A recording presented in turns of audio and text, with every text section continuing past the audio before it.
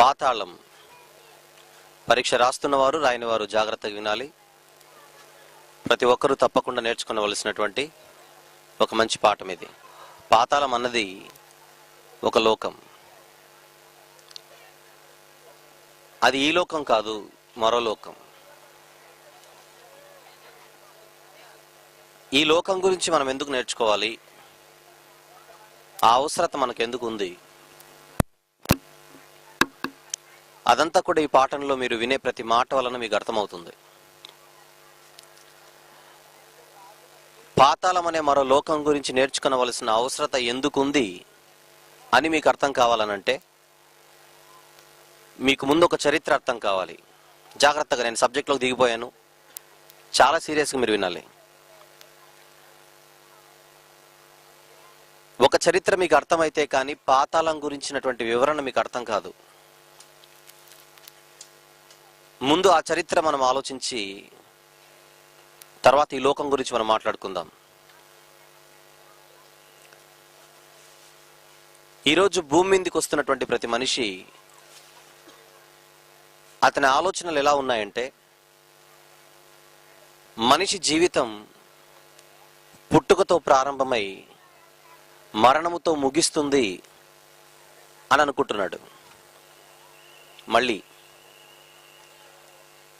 ఈ భూమి మీద ఉన్న సుమారు 700 కోట్ల జనాభాలో 95% మంది వీరేమనుకుంటున్నారంటే, మనిషి జీవితం పుట్టుకతో ప్రారంభమై మరణముతో ముగుస్తుంది అని అనుకుంటున్నారు. ఈ ఆలోచనే, ఈ అభిప్రాయమే మనిషి జీవితాన్ని ఒక భయంకరమైన ప్రమాదంలోనికి నెట్టేస్తోంది. ఒక సామాన్యుడి నుంచి శాస్త్రవేత్త వరకు ప్రతి ఒక్కరి అభిప్రాయం ఇదే విధంగా ఉంది.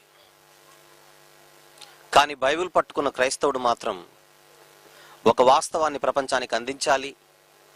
ఎన్నో వాస్తవాలను కూడా ఇప్పటికే మన బైబిల్ ఓపెన్ యూనివర్సిటీ ద్వారా ఈ సమాజానికి అందిస్తున్నాం.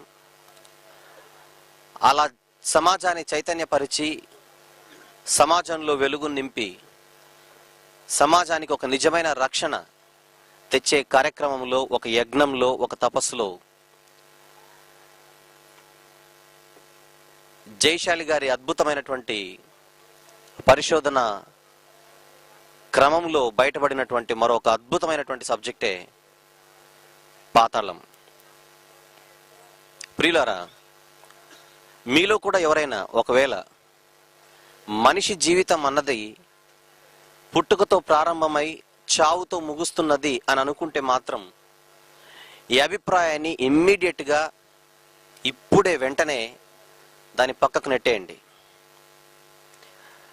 ఇది ముందుకు తెలియాలి, ఇది ఖచ్చితంగా తెలియాలి. అసలు ఈ వాస్తవం ఎప్పుడు తెలియాలనంటే,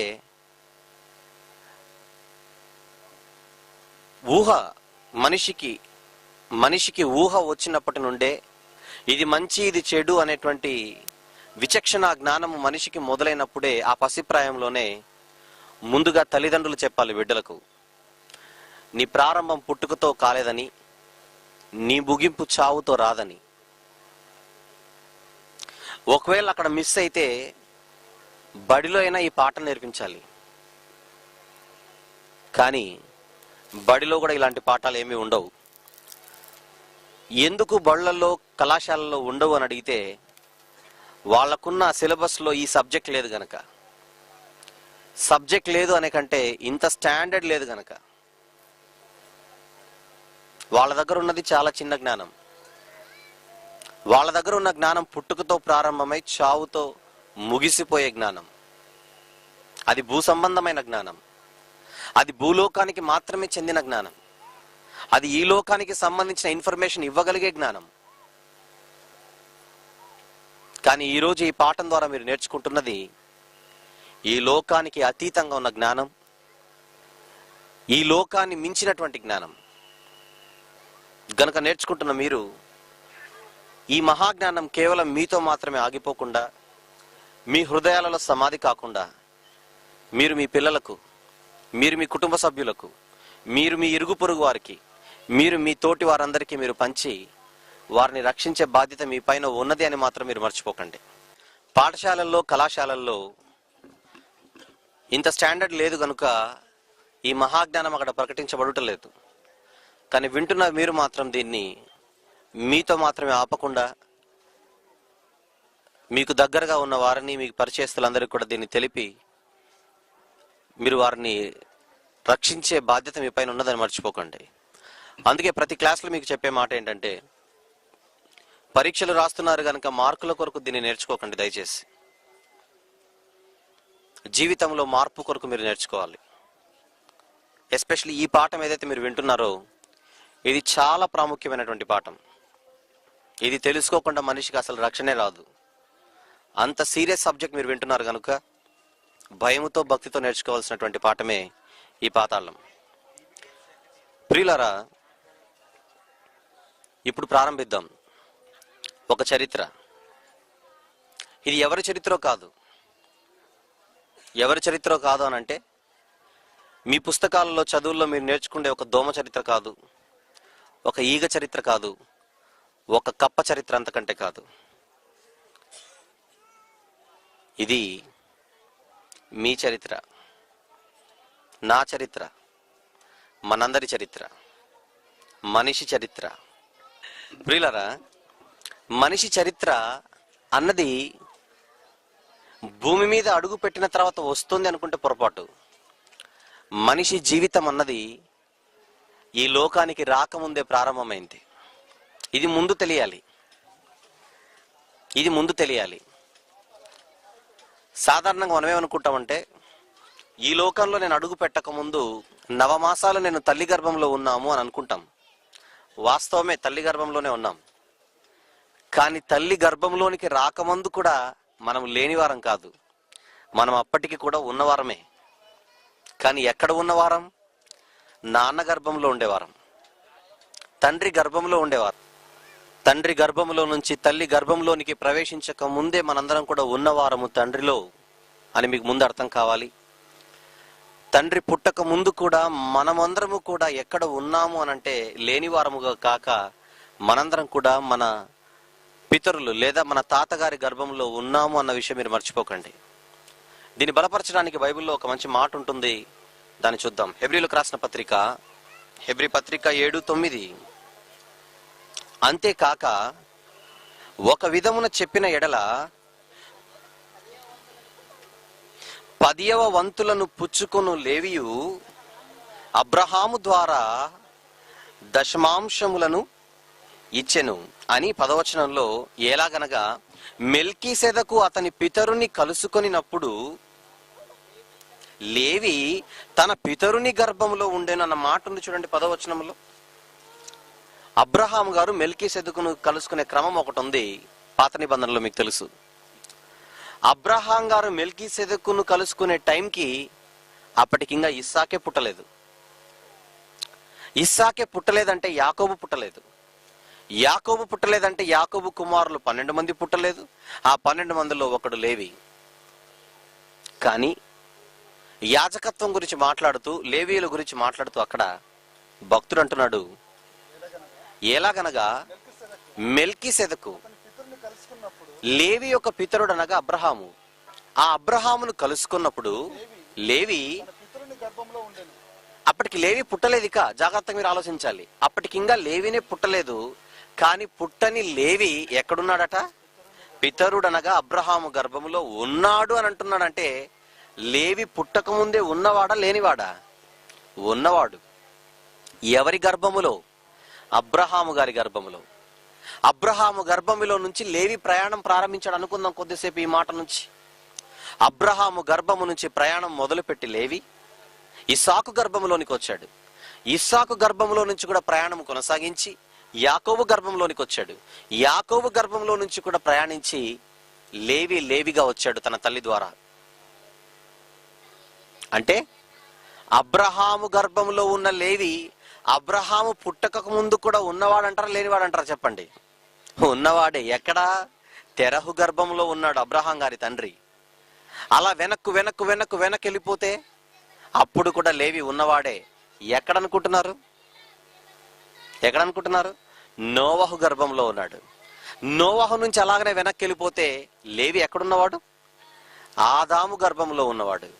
అంటే లేవి వెనక్కు వెళ్ళిపోతే ఆదాము గర్భంలో నుండి ప్రయాణం మొదలుపెట్టి చివరికి యాకోబు గర్భము ద్వారా, యాకోబు సతీమణి గర్భము ద్వారా చివరికి బయటకు వచ్చాడు. అంటే లేవి ప్రయాణం మీరు ఆలోచించాలి. అది నా పాయింట్ ఇక్కడ. లేవి ప్రయాణము ఏదో తల్లి గర్భంలో నుంచి బయటకు వచ్చిన తర్వాత మొదలైందని మీరు అనుకోకూడదు.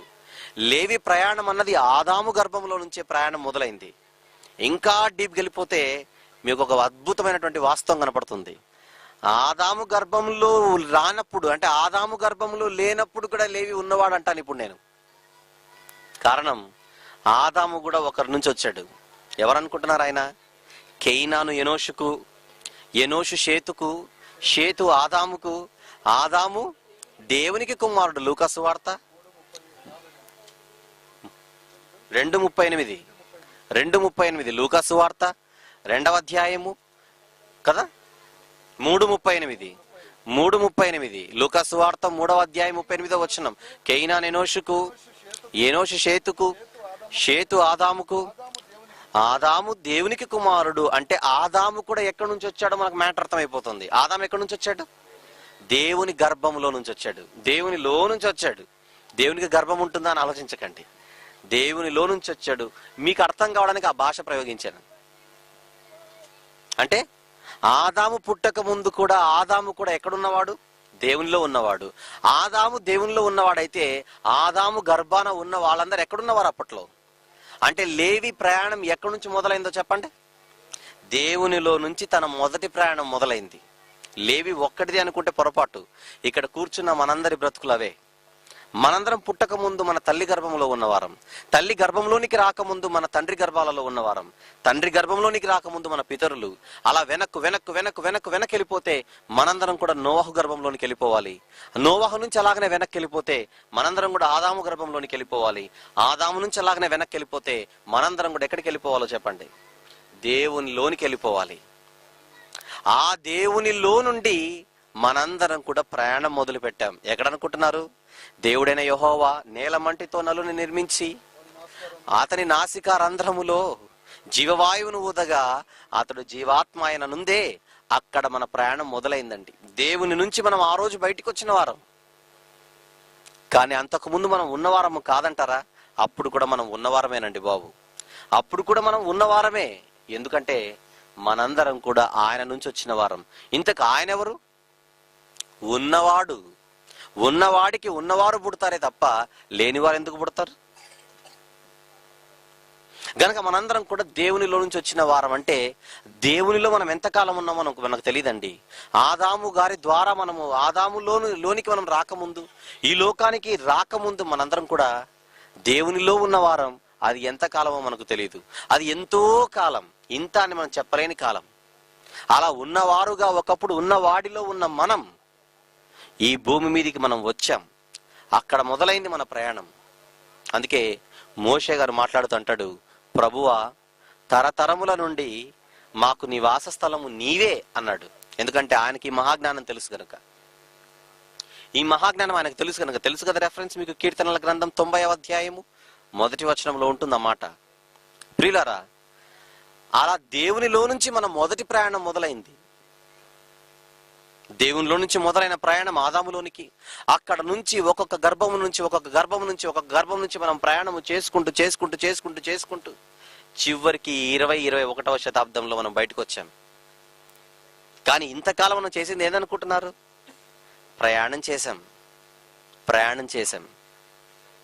ఆదాము గారు పుట్టి సుమారు 6000 సంవత్సరాలు అంటున్నారు లెక్క. కొద్దిసేపు అదే క్యాల్కులేషన్ పరిగణనలోకి తీసుకుంటే 6000 సంవత్సరాల క్రితం ఈ లోకానికి మనం వచ్చిన వారం. అక్కడ మొదలైంది మన ప్రయాణం. మన ప్రయాణం ఎక్కడ మొదలైంది చెప్పండి? 6000 సంవత్సరాల క్రితం మన ప్రయాణం మొదలైంది. ఎక్కడి నుంచి ఎక్కడికి ప్రయాణం కొనసాగింది? అందరి గర్భాల నుంచి మనం ప్రయాణం చేసుకుంటూ దాటుకుంటూ చివరికి 21వ శతాబ్దంలో, ఇక్కడ ఉన్న వాళ్ళందరూ కూడా 21వ శతాబ్దంలో పుట్టినవారు కాదు, 20వ శతాబ్దం. అంటే మనందరం కూడా 20వ శతాబ్దములో ఈ శరీరాన్ని ధరించి ఈ లోకానికి వచ్చిన వారం. వచ్చిన తర్వాత ప్రయాణం మొదలైంది అనుకుంటుంది ఈ ప్రపంచం. రాకముందే 6000 సంవత్సరాలుగా జరుగుతోంది ప్రయాణం అంటుంది బైబిల్. ప్రయాణం. అందుకే ప్రయాణం ఇంత చరిత్ర చెబుతున్నాను మీకు. ఈ లోకంలో శరీరాన్ని దాల్చుకొని ఈ లోకంలో అడుగు పెట్టిన తర్వాత మొదలవుతుంది మనిషి ప్రయాణం అని ఈ సమాజం అనుకుంటోంది. కానీ బైబిల్ పట్టుకున్న వాడిగా నువ్వు చెప్పవలసిన వాస్తవం, నీ ప్రయాణం ఇప్పటిది కాదయ్యా. నీ ప్రయాణం నువ్వు పుట్టక ముందే మొదలైన ప్రయాణం అది. ఈ లోకంలో నువ్వు శరీరాన్ని దాల్చి అడుగు పెట్టక ముందే నీ ప్రయాణం మొదలైంది. అది 6000 సంవత్సరాలుగా జరుగుతోంది ఆ ప్రయాణం. శరీరాన్ని దాల్చుకున్న తర్వాత మహా అంటే 60 సంవత్సరాలు నువ్వు ఈ లోకంలో యాత్ర చేస్తావు. కానీ పుట్టక ముందే నీ ప్రయాణం ఒకటి ఉంది. అది ఈ లోకానికి వచ్చే ప్రయాణం. చెప్పండి మళ్ళీ, పుట్టక ముందే ఒక ప్రయాణం నీకు ఉన్నింది. అది ఏ ప్రయాణం? ఈ లోకానికి వచ్చే ప్రయాణం. ఈ లోకంలో అడుగు పెట్టుటకు నువ్వు చేసిన ప్రయాణం. ఈ లోకంలో అడుగు పెట్టుటకు నువ్వు చేసిన ప్రయాణం. తీరా ఈ లోకానికి అడుగు పెట్టిన తర్వాత 6000 సంవత్సరాలు ప్రయాణం చేసావు కనుక ఇక్కడ కూడా 6000 సంవత్సరాలు బ్రతికితే బానే ఉండేది. కానీ 6000 సంవత్సరాలు ప్రయాణం చేసి పట్టుమని 60 సంవత్సరాలు కూడా నువ్వు ఇక్కడ ప్రయాణం చేయవు. అంత చిన్న జీవితం ఈ లోకంలో మన జీవితం. కానీ ఈ లోకమే పెద్ద జీవితం అని, ఈ జీవితమే మహా జీవితం అని, ఈ జీవితం కొరకే ఆలోచించే మనుషులే ఈరోజు ప్రపంచం అంతా ఉన్నారు. ఏది చిన్న జీవితమో దాని గురించి మనిషి ఆలోచించడం మొదలు పెట్టాడు. ఏది చిన్న జీవితమో దానిలో ఏదో సాధించాలని మనిషి ఆలోచించడం మొదలు పెట్టాడు. దానికోసం పరిశోధనలు చేశాడు. దానికోసం అహోరాత్రులు కష్టపడుతూ ఉన్నాడు. ఈ శరీరాన్ని దాల్చుకున్న తర్వాత, ఈ శరీరాన్ని దాల్చక ముందే నేనంటూ ఒక వాడిని ఆత్మగా నేను ఉన్నానన్న విషయం మర్చిపోయి, శరీరాన్ని తెచ్చుకున్న తర్వాత ఈ శరీరాన్ని ఎలా సుఖపెట్టాలని, ఎలా సంతోష పెట్టాలని, దీనిని ఎలా నిలబెట్టాలని అహోరాత్రులు కష్టపడుతూ నిద్రాహారాలు మాని ఈ శరీరం కోరిక 20 సంవత్సరాల కాలం పాటు మనిషి కష్టపడి చివరికి అదే శరీరం చేత గెంటివేయబడుతున్నాడు. దానినే చావు లేదా మరణం అని అన్నాం. ఇకపోతే ఈ చావు గురించి కూడా లోకం ఏమనుకుంటుందంటే ఈ మరణమే మనిషికి ముగింపు అని అనుకుంటోంది. పుట్టుకకు ముందు ఏం జరిగిందో అర్థం చేసుకోలేని మానవ జాతి చావు గురించి కూడా పప్పులో కాలేసిందని చెప్పాలి. చావు గురించి కూడా పూర్తి నాలెడ్జ్ తెచ్చుకోలేదండి. అందుకే మనిషికి మరణమే ముగింపు అనుకుంటోంది. అందుకే చాలా మంది వారికున్న కష్టాలకు, వారికున్న బాధలకు, వారికున్న సమస్యలకు చావే పరిష్కారం అనుకుంటున్నారు. దానికోసం ఈరోజు పుట్టాయి ఆత్మహత్యలు. చచ్చిపోతే నష్టమేం లేదు, చచ్చిపోతే బాధలన్నీ తీరిపోతాయి అనుకొని చావును కొని తెచ్చుకుంటున్న వారు ఈరోజు మనకు సమాజంలో కనపడుతున్నారు. అలా వాళ్ళు అనుకుంటున్నారంటే కారణం ఏంటో చెప్పండి. మా సమస్యలకు ముగింపు, మా కష్టాలకు పరిష్కారం చావు అని వారు అనుకుంటున్నారంటే చావుతో మన ముగింపు ఉందని ఈరోజు వీళ్ళందరూ ఆలోచిస్తున్నారని మీరు అర్థం చేసుకోవచ్చు. ప్రియులారా, ఇక్కడ కూడా మీరు సమాజాన్ని చైతన్యపరచాలి. ఈ విషయంలో కూడా మీరు వారిని ఎడ్యుకేట్ చేయాలి. కారణం, మనిషికి మరణము ముగింపు కాదని, మరణము తర్వాత కూడా మరో ప్రయాణం మొదలవుతోంది. అది 3వ ప్రయాణం. మొదటి ప్రయాణం ఈ శరీరాన్ని దాల్చుకొని నువ్వు ఈ లోకంలో అడుగు పెట్టుటకు నువ్వు చేసిన ప్రయాణం చాలా పెద్ద ప్రయాణం. అది దేవునిలో నుంచి నువ్వు ఈ లోకానికి వచ్చిన కాలం సుమారు 6000 సంవత్సరాలు అయితే 6000 సంవత్సరాల కాలం పాటు నువ్వు చేసావు మొదటి ప్రయాణం. పరీక్ష రాస్తున్న వాళ్ళు జాగ్రత్తగా నోట్ చేసుకోవాలి. నువ్వు మొదటి ప్రయాణం ఒకటి చేసావు. ఎన్ని వేల సంవత్సరాలు? 6000 సంవత్సరాల కాలం పాటు నువ్వు ప్రయాణం చేసావు. కానీ నీ రెండో ప్రయాణం ఒకటి ఉంది. ఇప్పుడు మీరందరూ, నేను నాతో సహా మనందరం ఉన్నది ఏ ప్రయాణములో? 2వ ప్రయాణములో. 6000 సంవత్సరాల పాటు కాదు నువ్వు ఈ చేసే ప్రయాణం, 60 సంవత్సరాల పాటు నువ్వు చేస్తావు ఈ ప్రయాణం. ఆ 2వ ప్రయాణం ముగింపే మన చావు. ఈ 2వ ప్రయాణము ఎండింగే మన ముగింపు. ఏమండి? మరణం అంటాం దానిని.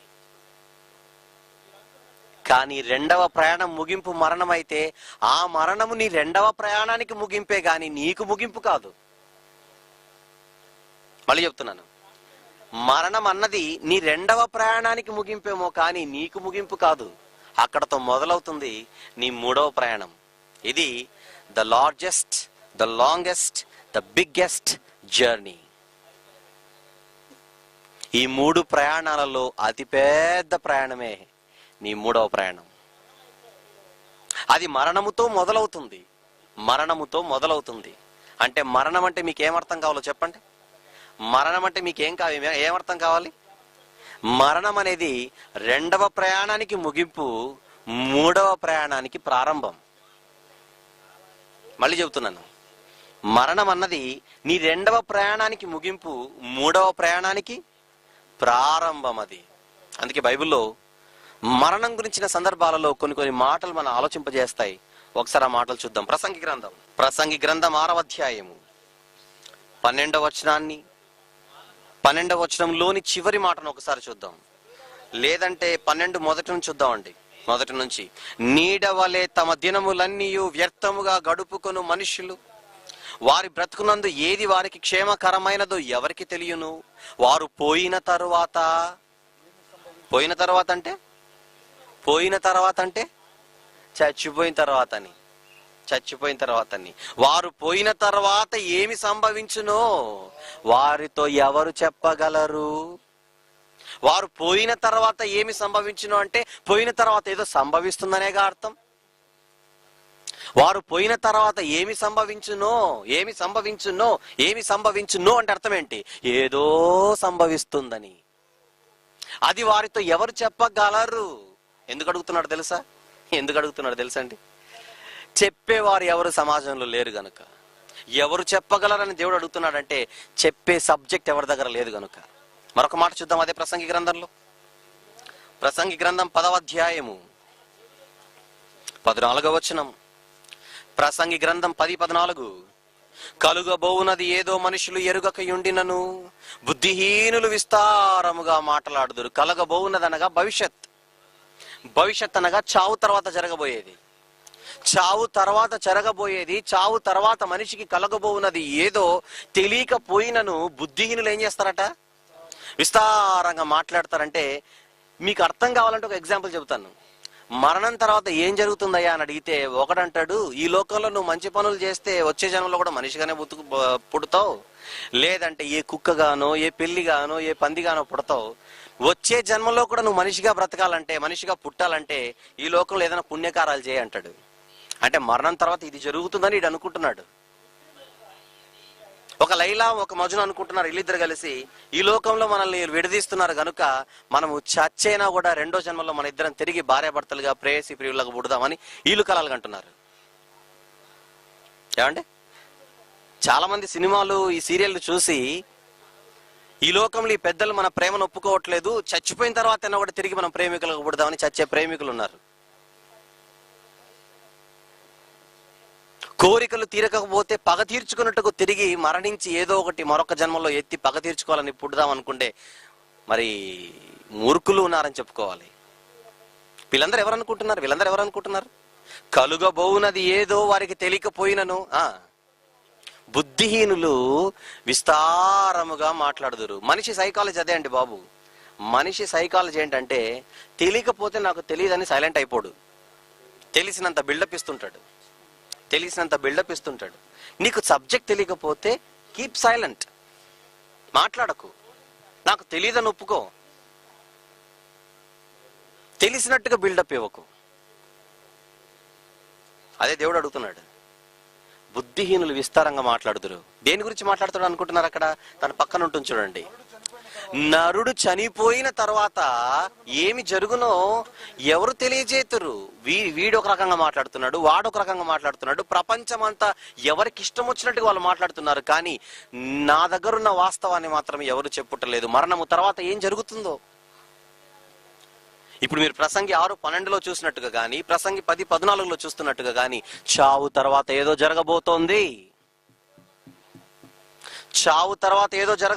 అది చెప్పాలంటున్నాడు దేవుడు. చావు తర్వాత ఏం జరగదు అనుకుంటుంది ప్రపంచం. చావు తర్వాతనే ఏదో జరగబోతోంది అంటున్నాడు దేవుడు. ఎంత భయంకరం అండి, ఎంత భయంకరం. ఆ చావు తర్వాత ఏం జరగబోతోందో ఈరోజు ఈ పాఠంలో మీరు వినబోతున్నారు. అది మూడో ప్రయాణం. ఈ మూడో ప్రయాణం గురించి ఎవరికి నాలెడ్జ్ లేదు. అలాగని మొదటి ప్రయాణం గురించి ఏమైనా నాలెడ్జ్ ఉందంటే దాని గురించి లేదు. ఎక్కడ నుంచి వచ్చారో తెలియదు, ఎక్కడికి వెళ్ళిపోతున్నారో తెలియదు. కానీ ఉన్నంత కాలం ఈ జీవితమే జీవితం అనుకొని ఈ జీవితం కొరకు బ్రతికి చచ్చిపోతున్నారు నరజాతి. గనుక మరణం లేదా చావు, దీని తర్వాత ఏం జరగబోతుందో ఇప్పుడు మీరు కళ్ళతో బైబిల్లో ఒక్కొక్క మాటను చూడండి, చూసి ఆలోచించండి. ఆలోచించి వాస్తవాలు తెలుసుకుంటున్నందుకు ఆనందించండి. అంతకంటే ముందు జాగ్రత్త పడండి. చూద్దామా? వచ్చండి బైబిల్లోనికి. 89 కీర్తనల గ్రంథం 89 48వ వచనాన్ని జాగ్రత్తగా చూద్దాం ప్రియులారా. కీర్తనల గ్రంథం 89 48వ వచనం. మరణము చూడక బ్రతుకు నరుడెవడు? మరణము చూడక బ్రతుకు నరుడెవడు అంటే మరణం అందరికి వస్తుందని, ఖచ్చితంగా ప్రతి ఒక్కరు చావాల్సిందే అని. మరణము చూడక బ్రతుకు నరుడెవడు అని చెప్పి ఇమ్మీడియట్ గా ఒక మాట చెబుతున్నాడు చూడండి పక్కన. మరణము చూడక బ్రతుకు నరుడెవడు అని చెప్పి ఇమ్మీడియట్ గా పాతాళము యొక్క వశము కాకుండా తన్ను తాను తప్పించుకొనగలవాడెవడు? ఏం జరుగుతోంది? ఏం జరుగుతోంది మరణం తర్వాత? Bible Bible Bible Bible. ఏం జరుగుతోంది మరణం తర్వాత? మనిషి పాతాళానికి వెళ్ళిపోతున్నాడు. ప్రయాణం ప్రయాణం. పాతాళానికి ఎక్కడ వెళ్ళిపోతున్నాడండి? సమాధిలో కదా మేమే పాతి పెట్టామనకండి. సమాధిలోనికి పోయింది ఇతగాడి శరీరం. సమాధిలోనికి వెళ్ళిపోయింది ఎవరనుకుంటున్నారు? ఇంతకాలం ఇతరు కాపురము చేసిన ఒక అద్దె కొంప శవంగా మారిపోయింది. ఇల్లు ఖాళీ చేసిన తర్వాత, ఇల్లు ఖాళీ చేసిన 2 రోజులకు కంపు కొడుతోంది. ఇల్లు ఖాళీ చేసిన తర్వాత ఆ ఇల్లు ఎవరికి పనికి రావట్లేదు, ఎవరెవరికి పనికి రావట్లేదు. కన్న తల్లి వద్దంటోంది ఆ శరీరాన్ని, కన్న తండ్రి వద్దంటున్నాడు ఆ శవాన్ని, కట్టుకున్న భార్య నో అంటోంది, ఎత్తేటప్పుడు కావాలంటుంది. శవాన్ని ఎత్తేటప్పుడు నా భర్తను నాకు దూరం చేయకండి, నా భర్తను నాకు దూరం చేయకండి, వద్దు నా భర్త నాకు ఉండాలి అని అంటుంది. అలా అన్నప్పుడు ఆ ఎత్తిన శవాన్ని దించి నువ్వే పెట్టుకోతాలని వెళ్ళండి. మళ్ళీ ఆవిడే పిలుస్తుంది, నేను అలా అంటాను, మీ పని మీరు చేయండి అని అంటుంది. ఎందుకు? అది ఆవిడికి అవసరం లేదు. కారణం ఈవిడ భర్త అక్కడ లేడు గనుక. తల్లి వద్దంటుంది ఎందుకు? ఈవిడ కొడుకు అక్కడ లేడు గనుక. మళ్ళీ కనబడుతున్న ఈ ఆకారం ఎవరు? అతను ఇంతకాలము ఉన్న ఒక ఇల్లు లాంటిది. అది ఉన్నంత వరకు, అతను ఉన్నంత వరకు శరీరముగా పిలువబడింది. ఖాళీ చేసిన తర్వాత శవం అయిపోయింది. ఎవరికి పనికి రావట్లేదు, పాతేశారు. దేనిని? ఇంటిని పాతి పెట్టారు. మళ్ళీ ఓనర్ ఎక్కడా? ఇంటిని పాతి పెట్టారు, ఈ ఓనర్ ఎక్కడా? ఓనర్ వెళ్ళిపోయాడు. ఎక్కడికి?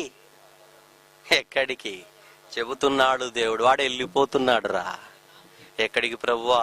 నువ్వు చదువుతున్నావుగా, చదువు మళ్ళీ అని అంటాడు. చదవండి మళ్ళీ. మరణము చూడక బ్రతుకు నరుడెవడు? మరణము జరిగిన తర్వాత అతడు ఎక్కడికి వెళ్ళిపోతున్నాడు? పాతాళం. పాతాళం పాతాళం పాతాళంలోనికి వెళ్ళిపోతున్నాడు మనిషి. ఏమండి? మరణము చూడక బ్రతుకు నరుడు ఎవడు అని చెప్పి వెంటనే మరణించిన ప్రతి ఒక్కరు పాతాళానికి వెళ్ళిపోతున్నారని చెబుతున్నాడు ఆయన. దీన్ని బట్టి మీకు ఏమర్థం కావాలంటే, మరణించిన వారిలో పరిశుద్ధులు ఉన్నారు, మరణించిన వారిలో పాపులు ఉన్నారు, మరణించిన వారిలో లాజరు ఉన్నాడు, మరణించిన వారిలో ధనవంతుడు ఉన్నాడు. మీకు అర్థమవుతుందా? మరణించిన వారిలో దావీదు ఉన్నాడు, మరణించిన వారిలో గొలియాతు ఉన్నాడు. అంటే పరిశుద్ధులు ఉన్నారు, పాపులు ఉన్నారు.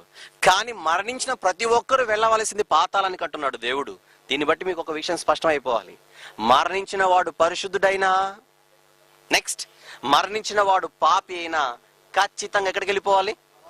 పాతాళానికి మాత్రం వెళ్ళి తీరాలి. ఇది ఎందుకు చెప్తున్నానంటే, పాతాళం అనగానే అందరు అనుకుంటున్నారు అక్కడ దయ్యాలు ఉండేవని, లేదా ప్రేతాత్మలు ఉండేవని, లేదా పాపులుండే లోకం అనుకుంటున్నారు. ముందు అది రాంగ్ గా మార్క్ చేయండి. పాతాళం అంటే పాపులుండే లోకం కాదు. పాతాళం అంటే మృతులు ఉన్న లోకం, అందుకే దాని పేరు మృతుల లోకం. పాతాళానికి ఉండే పేరేంటి? మృతుల లోకం. మృతులు, ఇక్కడ మృతి చెందిన వారు అక్కడికి వెళ్ళిపోతారు, ఇక్కడ మృతి చెందిన వారు అక్కడికి వెళ్ళిపోతారు. వాళ్ళు పరిశుద్ధులైనా పర్లేదు, పాపులైనా పర్లేదు, ఖచ్చితంగా పాతాళం అనే లోకానికి వెళ్ళిపోవాల్సిందే. పాతాళం అనే ఒక భయంకరమైనటువంటి ఒక చెడ్డ ఆత్మలు మాత్రమే ఉండేదని అనుకోకండి. పాతాళ లోకం అనగా మృతుల లోకం. ఇంకా బాగా చెప్పాలంటే బైబిల్లో మనకు 3 లోకాలు కనపడతాయి. 1 పరలోకం, 2 భూలోకం, 3 పాతాళ లోకం. చెప్పండి.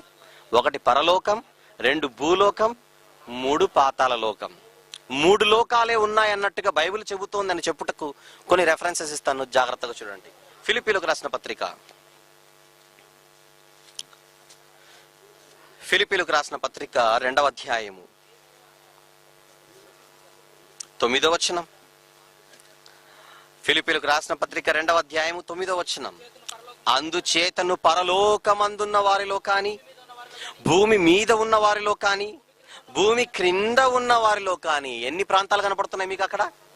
పరలోకం ఒకటి, భూమి ఒకటి, భూమి కింద మరొకటి ఏదో ప్రాంతం ఉన్నట్టుగా మీకు అర్థం అవుతుండాలి. క్రింద ఒక లోకం ఉందని మాత్రం ఫస్ట్ మీరు ఫిక్స్ అయిపోండి మైండ్లో. పరలోకం మొదటిది, భూలోకం రెండవది, క్రింద మరొక లోకం ఉంది. ఇంకొకటి చూద్దాం. ప్రకటన గ్రంథం 5వ అధ్యాయం, ప్రకటన గ్రంథం 5వ అధ్యాయము 3వ వచనం. ప్రకటన గ్రంథం 5వ అధ్యాయము 3వ వచనం. అయితే పరలోకమందు కాని, భూమి మీద కాని, భూమి క్రింద కాని. ఎన్ని ప్రాంతాలు కనపడుతున్నాయి బైబిల్లో మనకు? పరలోకం పైన ఒకటి కనపడుతోంది, భూమి ఒకటి కనపడుతోంది, భూమి క్రింద మాత్రం ఒక ప్రాంతం ఉందని మాత్రం ముందు ఫిక్స్ అయిపోండి. భూమి క్రింద ఒకటి ఉందా? భూమి క్రింద కూడా ఒక ప్రాంతం అయితే కనపడుతోంది బైబిల్లో. కానీ ఆ క్రింద ఉన్నది పాతాళమే అని తేలాలి ముందు కదా. భూమి క్రింద అయితే ఒక ప్రాంతం ఉంది, ఆ కింద ఉన్న ప్రాంతం ఏంటి? ఆ ప్రాంతం అది తెలియాలి. ఇది తెలియాలంటే దర్శనం చేసుకొని దేవుని దగ్గరికి, ప్రభువా ఈ రాత్రి నువ్వు నాకు కనబడి పాతాళం ఎక్కడుంది అడ్రస్ చెప్పు ప్రభు అనకూడదు. మళ్ళా బైబిల్లో వెతకాలి. వెతికితే సామెతల గ్రంథంలో అడ్రస్ చెప్పాడు. ప్రభు ఫిలిప్పీ పత్రికలో ఆ క్రిందున్న ప్రాంతం ఏంటి, ప్రకటన గ్రంథంలో కనపడుతున్న ఆ క్రిందున్న ప్రాంతం ఏంటో నాకు చెప్పే ప్రభు, నాకు ముద్ద దిగట్లేదని మీరంటే వద్దు నాయన కష్టపడకు, సామెతలు చదువు అని అంటాడు. సామెతల గ్రంథం 15వ అధ్యాయము, సామెతల గ్రంథం 15వ అధ్యాయము 24వ వచనమును జాగ్రత్తగా చూడండి. సామెతల గ్రంథం 15:24 చదవండి జాగ్రత్తగా. పాతాళం ఎక్కడుందో చెప్పండి అందరికా, అందరు చెప్పండి. పాతాళం ఎక్కడుందో? ఏ క్రింద? ప్రకటన గ్రంథంలో మీరు భూమి క్రింద అని చూసారే, ఫిలిప్పీ పత్రికలో మీరు భూమి క్రింద అని చూసారే, ఆ భూమి క్రింద ఉన్నదేంటి? పాతాళం. Bible answer to the Bible. ఏమండి? క్రింద ఒక ప్రాంతం ఉంది, ఆ ప్రాంతం పేరు ఏంటి అని అడిగితే దేవుడు అంటున్నాడు, ఆ క్రింద ఉన్న ప్రాంతం పేరే నాన్న చిట్టి కన్నా పాతాళం. ఇప్పుడు చెప్పండి, ఎంత చక్కగా మనకు నీటికి బైబిల్ అర్థమవుతుందో చెప్పండి. మన ప్రయాణం ఏ లోకం నుంచి మొదలైంది? కమాన్, తండ్రి నుంచి. తండ్రి ఉన్నది ఏ లోకం? పరలోకం. పరలోకం అనగా మొదటి లోకం. మొదటి లోకము నుంచి నీ ప్రయాణం మొదలై ఎక్కడికి వచ్చావు? 2వ లోకానికి వచ్చావు. 2వ లోకమే ఈ భూలోకం. 60 సంవత్సరాలు ఉంటావు పరదేశిగా, యాత్రికుడిగా. ఈ భూలోకంలో ఉన్న తర్వాత తిరిగి నువ్వు ఎక్కడికి వెళ్ళిపోవాలి? 3వ లోకానికి వెళ్ళిపోవాలి. 1, 2, 3. 1, 2, 3. ఇది జరగాలి. 1 నుంచి 2కి వచ్చి 2 నుంచి మళ్ళీ అప్పుడప్పుడు 1కి వెళ్ళేసి రాకూడదు. మీకు అర్థమైందో లేదో మళ్ళీ చెప్తున్నాను. 1వ లోకం నుంచి 2వ లోకానికి వచ్చి 2వ లోకం నుంచి 3వ లోకం పైన కన్నేయాలి తప్పితే మధ్యలో అప్పుడప్పుడు నేను వెళ్ళిపోయి వస్తాను, దేవుణ్ణి చూసి హాయ్ ప్రభు ఎలా ఉన్నావు అని కుశల ప్రశ్నలు అడిగి వస్తానని నువ్వు పెద్ద పెద్ద పంచాయతీలు చేయకూడదు ఇక్కడ. ఎందుకంటే మనలో చాలా మంది అప్పుడప్పుడు పరలోకానికి వెళ్ళేసి వస్తుంటారు. ఆ వెళ్ళిపోయి వచ్చినాక ఇంకొక ఆయన ఇంటర్వ్యూ చేస్తుంటాడు. ఏమండి మీరు పరలోకానికి వెళ్ళేసి వచ్చారు కదా? Yes yes yes yes yes. How many times? Several. పడేలు అని కొట్టాలి. అరే బైబిల్లో లేదురా, నువ్వు వెళ్ళకూడదు మొదటి లోకానికి, నువ్వు 3వ లోకానికి వెళ్ళాలి. 3వ లోకానికి వెళ్ళాలి. మీకు బైబిల్ తెలియకపోతే మిమ్మల్ని ఎంత మోసం చేస్తారో మీరు అర్థం చేసుకోండి. అందుకే బైబిల్ నేర్చుకోవాలి. మొదటి లోకం నుంచి వచ్చిన నీవు రెండో లోకానికి వచ్చావు. రెండో లోకం నుంచి మూడో లోకానికి వెళ్ళిపోయి తీరాల్సిందే. అది కిందనున్న పాతాళం, దాని పేరే మృతుల లోకం. మృతుల లోకం. చాలా మందికి ఉండే ఒక భయంకరమైనది ఏంటంటే పరిశుద్ధులు పైకి వెళ్ళిపోతారు, పాపులు కిందికి వెళ్ళిపోతారండి. మీరు విన్నారో లేదో, నేనైతే చాలాసార్లు విన్నాను. పరిశుద్ధులు చచ్చిపోతే పైకి వెళ్ళిపోతారట, పాపులు చచ్చిపోతే కిందికి వెళ్తారట. సరదాగా ఒక మాట చూపిస్తాను, అది చూసేనే వీళ్ళు కళ్ళు తెరుచుకోవాలి. ఓకే, ఆదికాండం.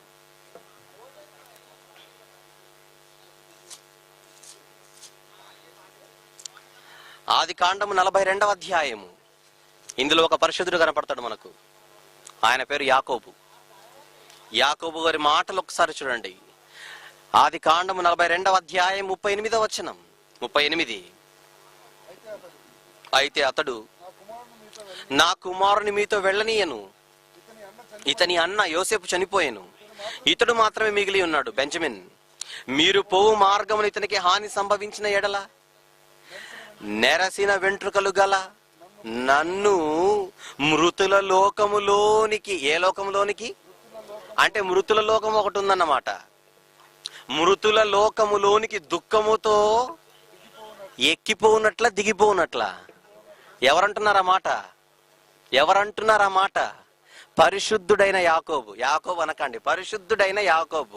పరిశుద్ధుడైన యాకోబు ఏం చెబుతున్నాడంటే, నేను చనిపోయిన తర్వాత ఎక్కిపోతానంటున్నాడా, దిగిపోతానంటున్నాడా? దిగిపోతాను. ఎక్కడికి? మృతుల లోకానికి. అంటే పరిశుద్ధులు మృతి చెందితే మృతుల లోకానికి దిగిపోతారనంటే మృతుల లోకం కిందుందా పైనుందా చెప్పండి? పరిశుద్ధులు పైకి వెళ్తారంటే షడాపనాలి ఇక మీదట మీరు. యాకోబు కిందికి వెళ్ళిపోయాడు. నువ్వెక్కడికి వెళ్తున్నావు? నువ్వు కిందికి వెళ్ళాలి. అందుకే చెప్పాడు, మృతుల లోకమునకు ఖచ్చితంగా ప్రతి ఒక్కరు వెళ్ళవలసిందే. ఎవరు? మరణము చూడక బ్రతుకు నరుడెవడు? పాతాళ వశము కాకుండా తన్ను తానును తప్పించుకొనగలవాడు ఎవడు? ఆ మృతుల లోకం పేరే పాతాళం. పాతాళం లోకం పేరే మృతుల లోకం. మృతులంటే మరణించిన పరిశుద్ధులు అక్కడికి వెళ్ళవలసిందే. నెక్స్ట్, మరణించిన పాపులు కూడా అక్కడికి వెళ్ళవలసిందే. ఖచ్చితంగా అందరూ వెళ్ళవలసిందే. ఇకపోతే ప్రియులారా, ఇకపోతే ఇంకా దీన్ని బలపరచడానికి ఇంకొన్ని సంఘటనలు చూద్దాం. మీకు బాగా తెలిసిన విషయం, ధనవంతుడు చనిపోతాడు, లాజరు చనిపోతాడు. లాజరు ఎక్కడికి వెళ్ళిపోతాడు? దేవదూతల చేత అబ్రహాము రొమ్మున ఆనుకున్నట్టుకు కొనిపోబడెను. ధనవంతుడు వేదనకరమైన స్థలంలోనికి వెళ్ళిపోతాడు. వేదనకరమైన స్థలంలోనికి వెళ్ళిపోయిన ధనవంతుడు దూరం నుంచి అబ్రహామును చూసి ఏమంటాడు చెప్పండి? అబ్రహామా, నేను చాలా వేదనకరంలో యాతన పడుచున్నాను, లాజర్ను దయచేసి ఒక నీటి చుక్క నాకు ఇచ్చేట్టుగా లాజర్ను పంపు అన్నప్పుడు అబ్రహాం గారు ఏమంటున్నాడు ఇతనితో ఒకసారి చూడండి. లూకా సువార్త 16వ అధ్యాయం.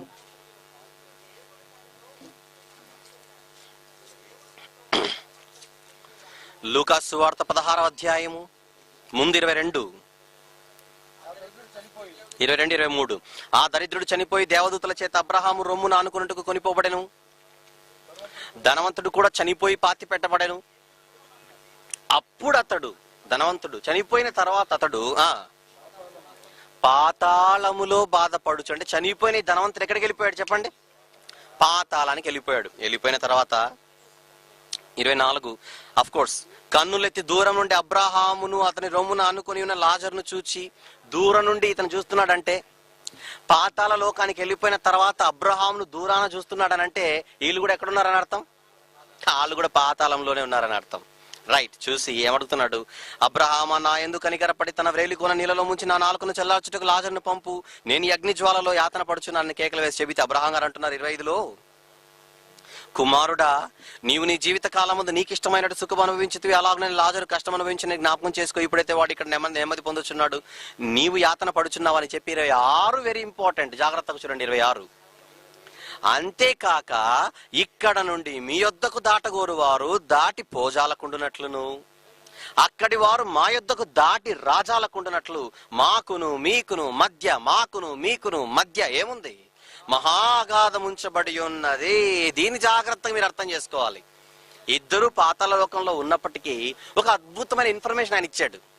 బాబు, మీరున్న పోర్షన్ వేరు, మేమున్న పోర్షన్ వేరు. ఇంకా చెప్పాలంటే మీరున్న అపార్ట్మెంట్స్ వేరు, మేమున్న అపార్ట్మెంట్స్ వేరు. ఇంకా బాగా చెప్పాలంటే మీరున్న ఇల్లు వేరు, మేమున్న ఇల్లు వేరు. మీ ఇంటికి మా ఇంటికి మధ్య ఏముంది? మహాగాధం ఉంది, పెద్ద అగాధం ఉంది. మీ ప్లేస్ కి మా ప్లేస్ కి ఉన్నది ఒకటే లోకమైన, మధ్యలో మాత్రం పెద్ద అగాధం ఉంది. గనుక అక్కడి వారు ఇక్కడికి రావాలంటే దాటలేరు, ఇక్కడి వాళ్ళు అక్కడికి వెళ్ళాలంటే దాటలేరు.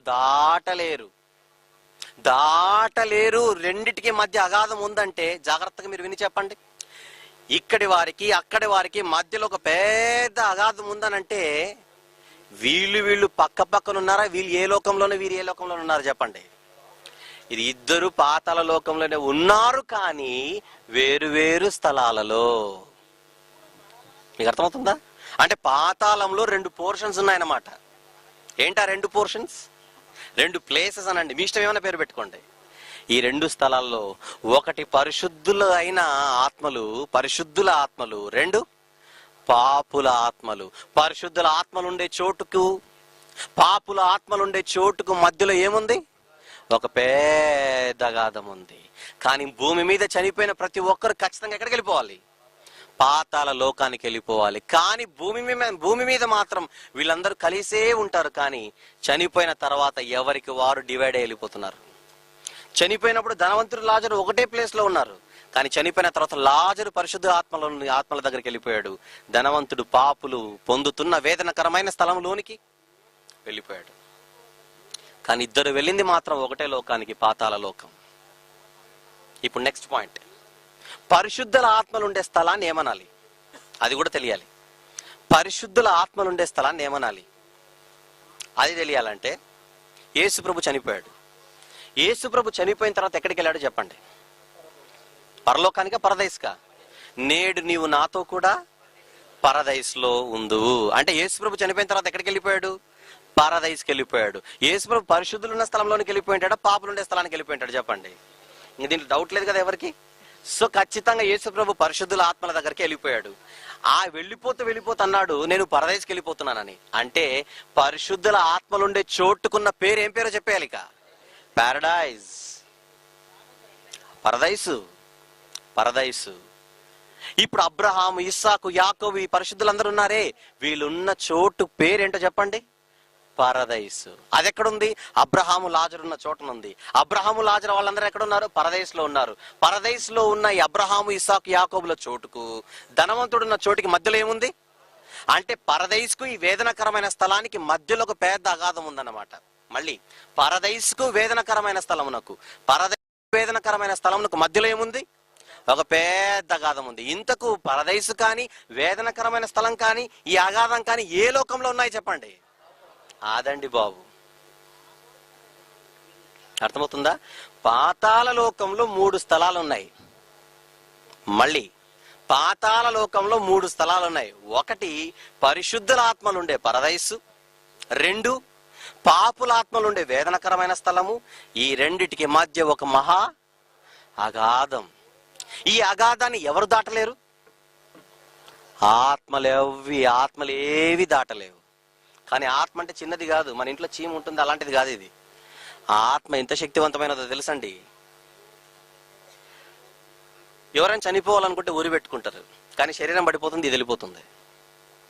అంటే ఉరితాడు పట్టలేని ఆత్మ, ఉరితాడు పట్టుకోలేని, ఉరితాడు బంధించలేనిదే ఎవరు? ఆత్మ. పోని నీళ్ళలో దూకితే బంధిస్తారా? నీళ్ళలో దూకినా అదే పరిస్థితి. నీళ్లు బంధించలేనంత గొప్పది ఆత్మ. పోని అగ్గి పెట్టుకుంటే ఈ అగ్గి కూడా బంధించలేనంత శక్తివంతమైనది ఆత్మ. పోని కరెంట్ షాక్ కొట్టించుకుంటే అయినా కూడా శరీరం పడిపోతుంది, ఈడు వెళ్ళిపోతాడు. విద్యుత్ శక్తి అంటే ప్రపంచంలో ఏ శక్తి కూడా ఆత్మను బంధించలేదు. దేనినైనా దాటిపోతుంది, నీళ్లను దాటుతుంది, ఏమండి, అగ్నిని దాటుతుంది, విద్యుత్ శక్తిని దాటుతుంది. మరో లోకానికి వెళ్ళాలంటే ఈ సూర్య కుటుంబాన్ని దాటి వెళ్ళిపోతుంది, నక్షత్ర మండలాన్ని దాటి వెళ్ళిపోతుంది. ఈ లోకం నుంచి మరో లోకానికి దాటి వెళ్ళిపోయిన ఆత్మ మధ్యలో ఉన్న అగాధాన్ని దాటలేకపోతోంది. అది పాయింట్ ఇక్కడ.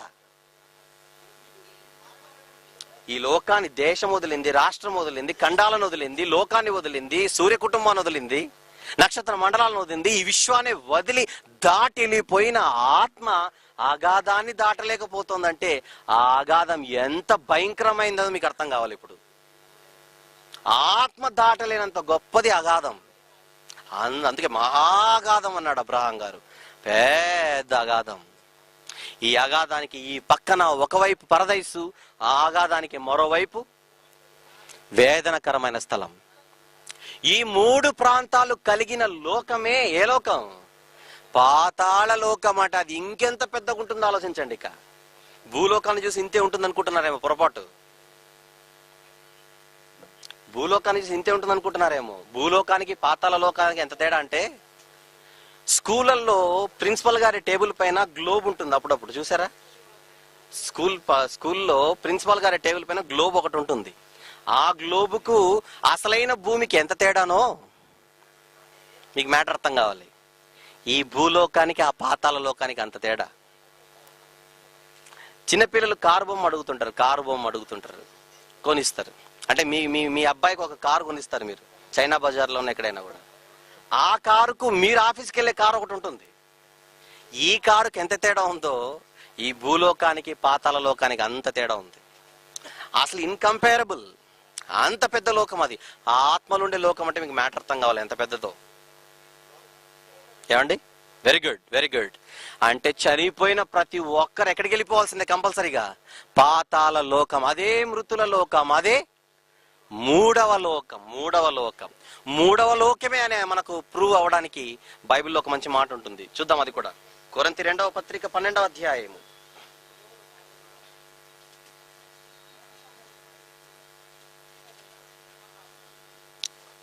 కొరింథీ 2వ పత్రిక 12వ అధ్యాయము 2, 3, 4 వచనాలు చూద్దాం. 2, 3 వచనములు. సెల్ ఫోన్ వాగుతుందండి, సెల్ ఫోన్ ఆఫ్ చేయండి ఎవరు. క్రీస్తునందున్న ఒక మనిషిని నేను ఎరుగుదును, అతడు 14 సంవత్సరముల కిందట ఎక్కడికి? అతడు 14 సంవత్సరముల కిందట 3వ ఆకాశమునకు కొనిపోబడెను. ఎన్నవ ఆకాశమునకు? 3వ ఆకాశమునకు కొనిపోబడెను. 3వ వచనం. అట్టి మనిషిని నేను ఎరుగుదును, అతడు పరదైసులోనికి కొనిపోబడి ఎక్కడికి వెళ్ళిపోయాడట? పరదైసులోనికి వెళ్ళిపోయిన ఆకాశం. ఎన్నో ఆకాశం అంటున్నాడు ఆయన? 3వ ఆకాశం. అంటే పరదైసు ఎక్కడుంది? 3వ ఆకాశంలో ఉంది. 3వ ఆకాశం అనగా 3వ లోకం. అంటే పాతాళం ఎక్కడుంది? పరదైసు ఉన్న ప్రాంతం ఏంటి? పాతాళం. అంటే పాతాళం ఎక్కడుందో చెప్పండి. అది 3వ ప్లేస్ లో, 3వ స్థానంలో ఉంది. పరలోకం మొదటిది, భూలోకం 2వది, పాతాళ లోకం 3వది. ఆ పాతాళ లోకంలో 3 స్థలాలు: పరదైసు, అగాధం, వేదనకరమైన స్థలం. చనిపోయిన ప్రతి ఒక్కరు అక్కడికి వెళ్ళవలసిందే. ఇంతవరకు ఆదాము నుంచి లేదా హేబేలు నుంచి ఇంతవరకు మరణించిన పరిశుద్ధులందరూ కూడా ఆ పరదేశంలో ఉన్నారు.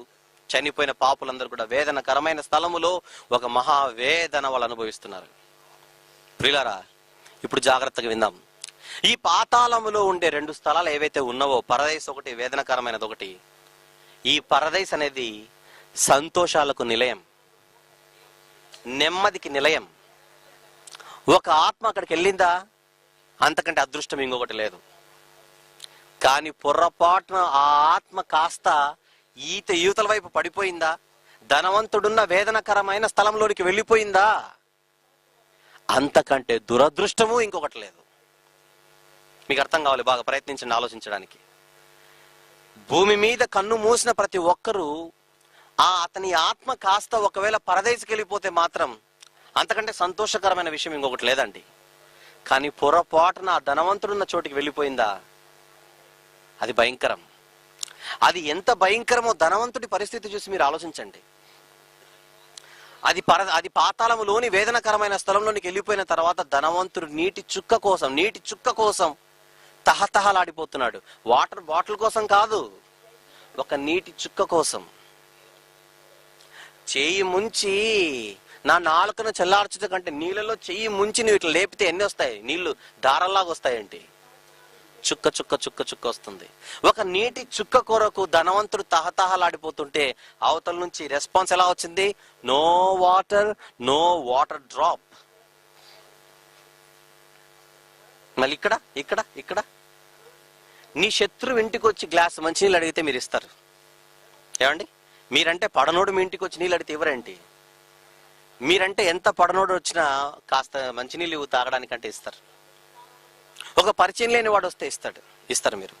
అంతెందుకు, కరడు గట్టిన నేరస్తుడికి ఉరి పడుతున్నప్పుడు ఉరి పెట్టే ముందు కూడా ఏమడుగుతారంటే, నీ చివరి కోరిక ఏమైనా ఉంటే చెప్పు, తీరుస్తాం. మటన్ బిర్యానా, చికెన్ బిర్యానా, ఇంకేంటి? వాడు ఎంత దుర్మార్గుడైనా వాని కోరికలు తీర్చడానికి ఈ లోకంలో మాత్రం అవకాశం ఉంది. కానీ పాతాళ లోకంలో, ఆ వేదనకరమైన స్థలంలో ఎంత భయంకరమో తెలుసా? అక్కడ జాలి లేదు, అక్కడ కరుణ లేదు, అక్కడ దయ లేదు, దయా దాక్షిణ్యాలు లేవు. వాడు బిర్యానీ అడగట్లేదు. నేనున్నప్పుడు రోజు ముక్కలాగేవాడిని, ఇక్కడ ఒక్క ముక్క లేదు, కనీసం ఒక 2 ముక్కలు పంపు తండ్రివైన అబ్రహాం అనట్లేదు. వాడు ఒక నీటి చుక్క. కానీ ఆ పరిశుద్ధుడైన అబ్రహాము నో వాటర్, షడప్ అంటున్నాడు. అంటే పాతాళ లోకంలో ఆ వేదనకరమైన స్థలం ఎంత భయంకరంగా ఉంటుందో మీరు ఆలోచించండి. ఎంత భయంకరం, ఎంత భయంకరం.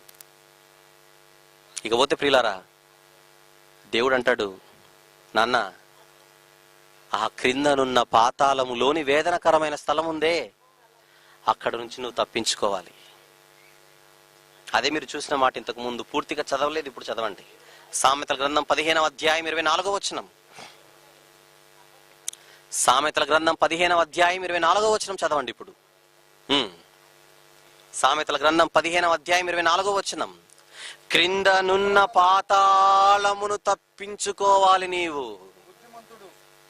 క్రిందనున్న పాతాళమును తప్పించుకోవాలి. హెచ్చరిక, దేవుడు చేసిన హెచ్చరిక అది. దేవుడిచ్చిన వార్నింగ్ అది.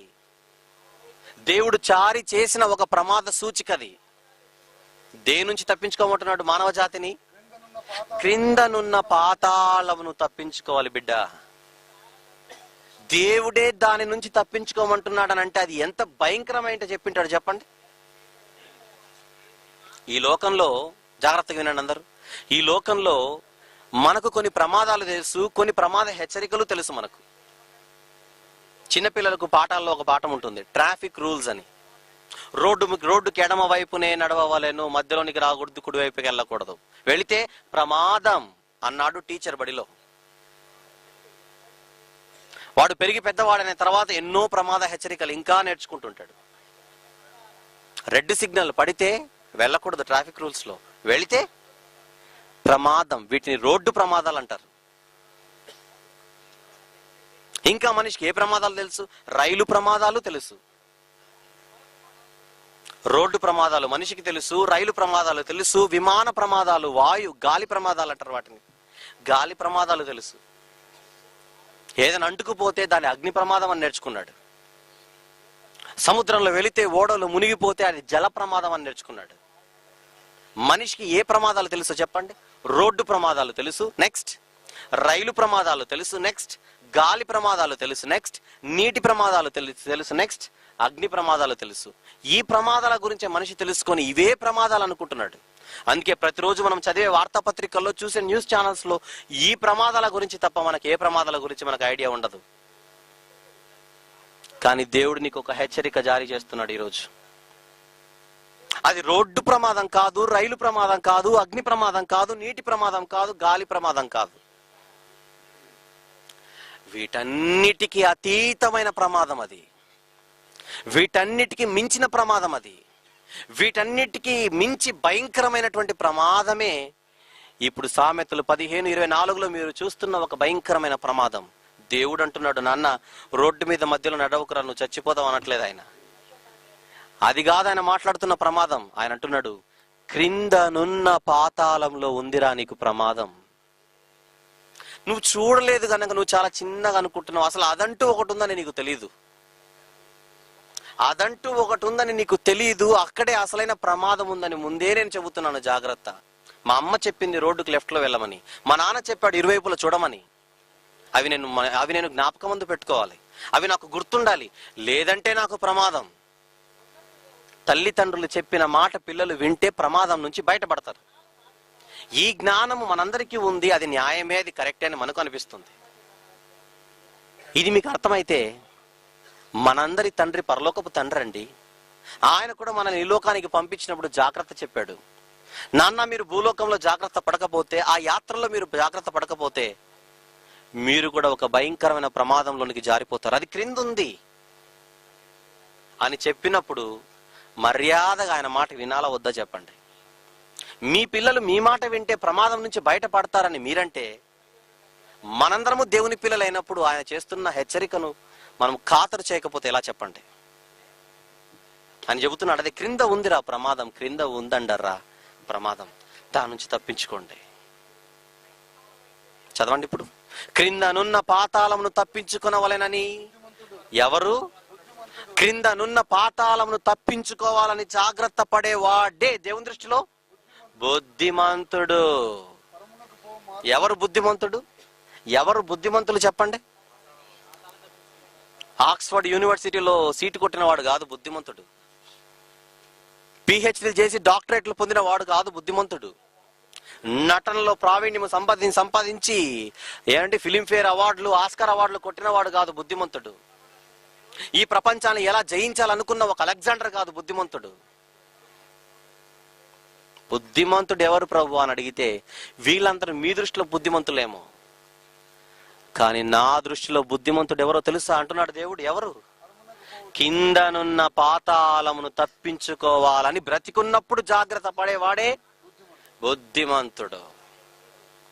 ఇప్పుడు మీరు చెప్పండి, ఈ పాయింట్ మైండ్ లో పెట్టుకొని, ఈ ప్రపంచములో కింద ఒక ప్రమాదం ఉందని, ఆ ప్రమాదం పేరు ఒక పాతాళమని, దాని నుంచి తప్పించుకున్నట్టుకే ఉదయం లేచినప్పటి నుంచి రాత్రి పడుకునేంత వరకు మనిషి అతి జాగ్రత్తగా బ్రతకాలని బ్రతుకుతున్న బుద్ధిమంతులు ఎంతమంది ఉన్నారో చెప్పండి. ఉన్నారా ప్రపంచంలో బుద్ధిమంతులు? ఈ ప్రపంచంలో 700 కోట్ల మందిలో 99 మంది దేవుని దృష్టిలో ఎవరు కాదో చెప్పండి? బుద్ధిమంతులు కాదండి. ఎందుకు బుద్ధిమంతులు కాదు? క్రిందనున్న ప్రమాదం నుంచి తప్పించుకోవాలనే ప్రయత్నంలో వారు లేరు గనుక. వారెందుకు లేరు? నరుడు చనిపోయిన తర్వాత ఏం జరుగునో వానికి తెలియజేసే సబ్జెక్ట్ కానీ మ్యాటర్ కానీ ఈ రాయబడిన ప్రపంచంలో ఉన్న కోటాను కోట్ల పుస్తకాలలో ఎక్కడ వ్రాయబడలేదు గనుక. కారణం, అవన్నీ మనుషులు రాసిన పుస్తకాలు. కానీ దేవుడు తన మహాజ్ఞానము చేత రాయించిన పుస్తకం బైబిల్ అయితే, ఆ బైబిల్లో ఈ ప్రమాదం గురించి రాయబడితే, ఈ ప్రమాదం గురించి రాయబడిన ఈ మహాజ్ఞానాన్ని మనుషులు అర్థం చేసుకోకుండా యుగ సంబంధమైన దేవత వారి మనోనేత్రములకు అంధత్వము కలుగజేసింది గనుక ఈ బైబిల్ని మత పుస్తకం అనే సమాజం చిత్రీకరించింది. ఇది మత పుస్తకము కాదని, మన ఆత్మలు రక్షించగలిగే ఒక మహా జ్ఞాన గ్రంథం అని సమాజం ఒకవేళ అనుకుంటే, ఈ ప్రమాదం నుంచి బయటపడి రక్షింపబడుతుంది. మరి ప్రపంచం అలా అనుకోవట్లేదుగా, మత పుస్తకం అని అనుకుంటోంది. ఇది మత పుస్తకం కాదు, నీ ఆత్మను రక్షించే శక్తి గల వాక్యము. అది ఆ పాతాళములోని వేదనకరమైన స్థలములో నుంచి రక్షించేటకు శక్తి గల వాక్యమని ఎవరు చెప్పాలి? వాక్యం నేర్చుకుంటున్న మీరే చెప్పాలి, మనమే చెప్పాలి. ఈ ప్రపంచానికి బైబిల్ కలిగిన వాక్యమున్న మనమే దిక్కు. మీరు పేదవాళ్ళేమో, మీ దగ్గర డబ్బులు లేకపోవచ్చు, మంచి మంచి బంగళాలు లేకపోవచ్చు, సమాజంలో ఉన్నతులుగా ఇంకా గొప్పవారిగా ధనవంతులుగా పిలువబడుతున్న వారి స్టేటస్ మీకు లేకపోవచ్చు, మనకు లేకపోవచ్చు. కానీ ఒక వాస్తవం మీ హృదయాల్లో భద్రపరచుకోండి, వీళ్ళందరికంటే గొప్పవారు ఎవరు? వాక్యము కలిగిన మనమే. మనమే దిక్కు, మనమే దిక్కు. అగ్నిలో నుంచి కొందరినైనా లాగినట్టు మీరు లాగి రక్షించండి అంటున్నాడు. ఎలా? వాక్యము చెప్పి ప్రమాదాన్ని చూపించి. ఇకపోతే ప్రియులారా, ఈ పాతాళానికి తృప్తి లేదండి. ఇది మంచి లోకం కాదు. పాతాళ లోకంలో వేదనకరమైన స్థలం గురించి నేను మాట్లాడుతున్నాను, మర్చిపోకు. వేదనకరమైన స్థలం గురించి మాట్లాడుతున్నాను. ఈ వేదనకరమైన స్థలం ఏదైతే ఉన్నదో దానికి తృప్తి లేని జీవితం అండి. తృప్తే ఉండదు. ఎంత తింటున్నా కడుపు నిండదు దానికి. ఆ మాట చూద్దామా సామెతల గ్రంథంలో? సామెతల గ్రంథం 27 అనుకుంటాను. అవును, 27:20. సామెతల గ్రంథం 27వ అధ్యాయము 20వ వచనం జాగ్రత్తగా చూడండి. పాతాళమునకును అగాధ కూపమునకును తృప్తే లేదు. పాతాళమునకును అగాధ కూపమునకును తృప్తే లేదు. అమ్మయ్య, 1 కోటి మంది వచ్చారు నా దగ్గరికి, 1 కోటి చాలు అనుకోవట్లేదు. అది 1 కోటి ఒకటెక్కడా అనుకుంటుంది. తృప్తి లేని లోకం ఇది. ఇప్పటికీ నీ దగ్గర చాలా మంది ఉన్నారు కదా, నన్ను వదిలేయి అంటే నిన్ను వదలా అంటుంది అది. ఎవరెవరిని పట్టుకుంటుందో చూద్దాం. యోబు గ్రంథం 24, యోబు గ్రంథం 24వ అధ్యాయము 19వ వచనమును జాగ్రత్తగా చూడండి. యోబు గ్రంథం 24వ అధ్యాయము 19. అనావృష్టి చేతను ఉష్ణము చేతను మంచు నీళ్లు ఎగిసిపోవునట్లు పాతాళము పాపము చేసిన వారిని పట్టుకొనును. 24:19 యోబు గ్రంథం. అనావృష్టి చేతను ఉష్ణము చేతను మంచు నీళ్లు ఎగిసిపోవునట్లు పాతాళము ఎవరిని? పాపము చేసిన వారిని పట్టుకొనును. అంటే అర్థం ఏంటి? వదలదని. పట్టుకొని వదులుననుందా? పట్టుకొనుననుందా? పట్టుకొనును. వేదనకరమైన స్థలములోనికి వెళ్ళిపోయిన వాడిని పాతాళం వదలదు. అందుకే ధనవంతుడికి మ్యాటర్ అర్థమై అంటాడు, లాజరుతో నీళ్లు పంపంటే కుదరదు, కనీసం లాజరును మా ఇంటికైనా పంపు. నేను వెళ్తాను అనట్లేదు ఎందుకు? నేను వెళ్తానని ఎందుకు అనట్లేదు? వీడికి తెలుసు వీడు వెళ్ళలేడని. పాతాళం వాడిని పట్టేసుకుంది, పాతాళము వాడిని బంధించింది, ఇంకా వాడు రాలేడు. పాపము చేసిన వారిని పాతాళము పట్టుకొని వదలదు. 24:16 యెషయా గ్రంథం. 24:16 యెషయా గ్రంథం. 26:14 క్షమించండి, 26:14 చచ్చిన వారు మరలా బ్రతుకరు. ప్రేతలంటే చనిపోయిన పాపులు మరలా లేవరు. ధనవంతుడు యెషయా 26:14 చదువుతున్నారు మీరు. చచ్చిన వారు మరలా బ్రతుకరు, చనిపోయిన ప్రేతలు మరలా లేవరు. పాపులు, ప్రేతాత్మలు అనగా పాపుల ఆత్మలు, అవి కిందికి వెళ్ళిపోయిన తర్వాత తిరిగి రాలేవు. కారణం పాతాళము వారిని పట్టేసుకుంటుంది. పాపము చేసిన వారిని పాతాళం ఏం చేస్తుంది? చదివారు యోబు గ్రంథంలో ఇంతకు ముందు. పట్టుకొను. ఇకపోతే ప్రియులారా, పాతాళం గురించి ఇంకొక ఇన్ఫర్మేషన్ ఇస్తాను మీకు. దేవుడు నరుని ముఖము చూడ్డు, తెలుసు మీకు బాగా. పాతాళం కూడా ఎవడి ముఖం చూడదు. ఎందుకంటే వీడు ప్రెసిడెంట్ ఆఫ్ అమెరికా కదా భూలోకంలో, ఈయన కొంచెం స్పెషల్ కేటగిరీ ఇద్దాం అన్నట్టుగా ఉండదు. గాలి జనార్దన్ రెడ్డికి హైదరాబాద్ లో స్పెషల్ సెల్ అంటే వీడు పెద్ద నేరస్తుడు అని కాదు, బయట ఇతడు గనులు మింగిన గనుడు గనుక ఇతనికి స్పెషల్ కేటగిరీ, స్పెషల్ సెల్. ఈ సెలబ్రిటీస్ కానీ, ఈ వెల్ నోన్ పీపుల్ ఉంటారు, ఫేమస్ పీపుల్ ఉంటారు సమాజంలో, వీళ్ళు జైల్లోకి వెళ్తే మాత్రం వీళ్ళకి స్పెషల్ రూమ్ ఇస్తారు. మంచి బెడ్ ఉంటుంది, మంచి ఫుడ్ ఉంటుంది, అన్నీ ఉంటాయి. వాళ్ళు జైల్లో ఉన్నట్టుగా ఫీల్ గారు, ఏదో మంచి లాడ్జ్లో ఉన్నట్టుగా ఫీల్ అవుతారు. ఈ లోకంలో జైలు అన్నవి ఏవైతే ఉన్నాయో నరుని ముఖము చేసి శిక్ష ఖరారు చేస్తాయి. కానీ పాతాళం ఎంతటి వారిని పట్టుకుంటుందో యెషయా గారు చెబుతారు. ఒకసారి అది కూడా చూడండి. యెషయా గ్రంథం 5వ అధ్యాయము, యెషయా గ్రంథం 5వ అధ్యాయము 14వ వచనము జాగ్రత్తగా చూడండి. అందుచేతనే పాతాళము ఏం పెట్టుకొని? ఆశ పెట్టుకొని కాదు. ఎంత ఆశ పెట్టుకొని? మామూలుగా లేదు దీనికి ఆశ. తృప్తి లేదన్నాడు అక్కడ. తృప్తి లేకపోతే ఏముందని అడిగితే ఆశ ఉంది. ఎంత ఆశ? గొప్ప ఆశ పెట్టుకొని అపరిమితముగా తన నోరు తెరిచెను. తెరుచుచున్నది అంటే అర్థం ఏంటి? ఇప్పుడు జరుగుతోందనా, జరిగిపోయిందనా? ఇప్పుడు కూడా జరుగుతూనే ఉంది. ఎలా తెరుస్తోందంట నోరు ఎలా తెరుస్తున్నదట? అపరిమితముగా అంటే రోజు రోజుకి పెరిగిపోతోంది. నీకు ఇంకా బాగా అర్థం కావాలంటే, చిన్న ముద్దను నోట్లో పెట్టుకుంటే చిన్నగా నోరు తెరుస్తావు.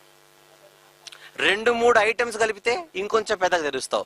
పెద్ద ముద్ద అయితే చెప్పండి పెద్దగా నోరు తెరుస్తావు. అపరిమితంగా నోరు తెరిచేంత సీన్ మనకు లేదు, దేవుడు చిన్న నోరు ఇచ్చాడు గనక.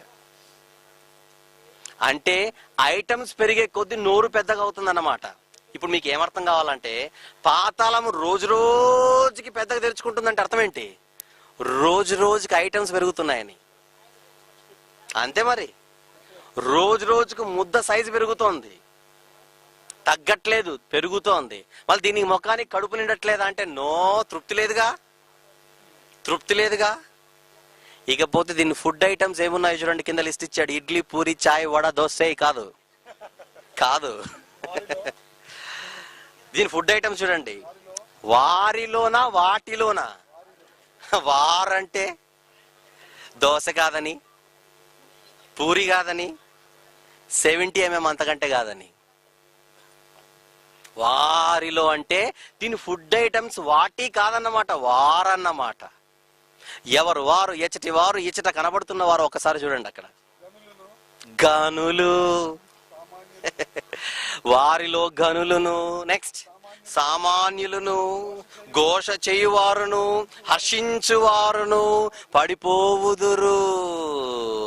ఎక్కడికి? పాతాళం యొక్క కడుపులోనికి. పాతాళం తిండి ఏంటో చెప్పండి. ఇప్పుడు ఇడ్లీ వడ మనం తింటాం, ఇడ్లీ వడ తినే మనల్ని అది తింటుంది. ఎవరెవరు ఉన్నారట వారిలో? గనులు, సామాన్యులు, ఘోష చేయువారు, హర్షించువారు. 4 కేటగిరీలు చెప్పాడు. మీరు బాగా ఆలోచిస్తే ఈ 4 కేటగిరీలతోనే ప్రపంచం అంతా నిండి ఉంది ఈరోజు. ఈ ప్రపంచంలో ఎవరెవరు ఉన్నారనుకుంటున్నారు? గనులు ఉన్నారు, నెక్స్ట్ సామాన్యులు ఉన్నారు, నెక్స్ట్ ఘోష చేయువారు ఉన్నారు, నెక్స్ట్ హర్షించువారు. ఈ నలుగురితో, ఆ నలుగురితో నిండి ఉండిన ప్రపంచమే ఈరోజు మనం నివసిస్తున్న ప్రపంచం. ఇకపోతే ఒక్కొక్కరు నేను మాట్లాడతాను, జాగ్రత్తగా వినండి. గనులంటే ఎవరు? వీళ్ళెందుకు మింగుతోంది ఇది? మొదటి కేటగిరీ వాళ్ళేగా. గనులంటే బొగ్గు గనులు కాదు, మళ్ళీ చెప్తున్నా నేను, అది మొదటిగా. ఇక్కడ ఉన్నది రెండవ గా. గనులను మింగిన గనుల గురించి మాట్లాడుతున్నాడు అక్కడ. గనులు గనులు గనులు గనులు గనులు గనులు అంటే ఎవరు? మన మెగాస్టార్లు అందరూ వాళ్ళే, మన సూపర్ స్టార్లు, మన రియల్ స్టార్లు, మన పవర్ స్టార్లు, ఈ హీరోలందరూ, ఈ సెలబ్రిటీస్ అందరూ, ఈ లెజెండరీస్ అందరూ గనులు. ఈ గనులనందరినీ మింగుతోంది. ఎందుకు మింగాలి? ప్రజలలో వీరే దేవుళ్ళుగా చెలామణి అవుతున్నారు గనక. ప్రజలుగా వీరే దేవుళ్ళుగా చెలామణి అవుతున్నారు, వీరే హీరోలు అయిపోయారు.